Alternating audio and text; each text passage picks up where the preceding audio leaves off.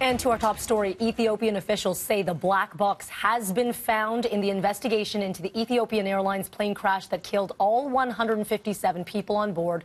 The airline CEO says he is committed to finding the cause. We don't know the cause of the accident. We will comply with all the international regulations.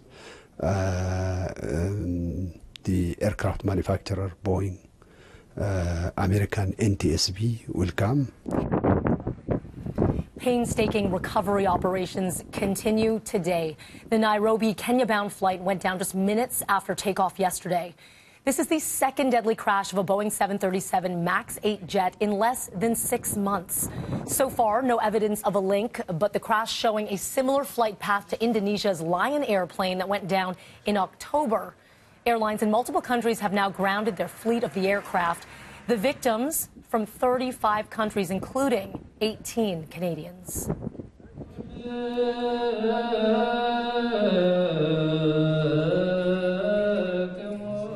Toronto's Ethiopian Committee held prayers for the victims yesterday.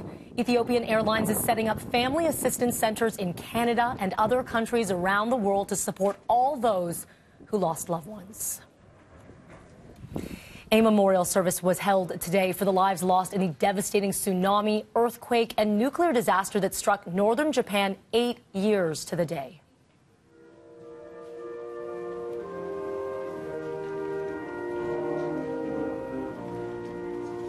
Japanese Prince Akishino and Princess Kiko were among those that attended the service. A moment of silence to honor those killed. Hundreds of thousands of people displaced and forced to live in evacuation centers for months.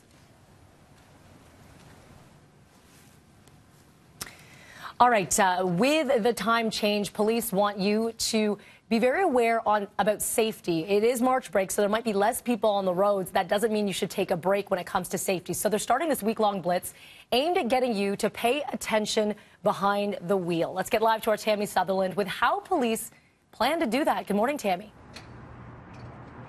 Good morning, Melanie. Welcome back. And as you mentioned, the time change, it's no coincidence that this blitz starts a day after the time change. It's going to be darker for longer this morning, and that can often play a role in an increase in collisions. Now, police are going to be focusing on the big four, is what they call it. That'll be speeding and aggressive driving, seatbelts, distracted driving, and driving while impaired as well. They'll be focusing on that, but also looking at vulnerable road users, especially those who are pedestrians. Now, they say that 41 people were killed while walking Toronto streets last year.